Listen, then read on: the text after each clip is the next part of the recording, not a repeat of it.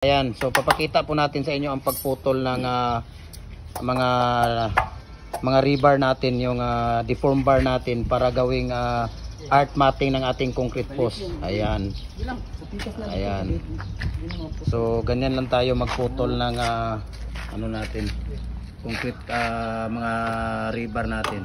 Okay? So mabilis lang.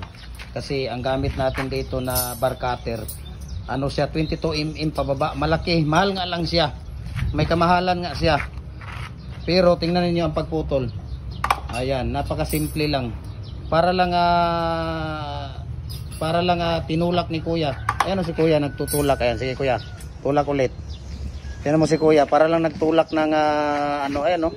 Oh, see? Oh, see? Di ba? So ganyan lang ang pagputol natin ng, sige pa, putol ka pa kuya.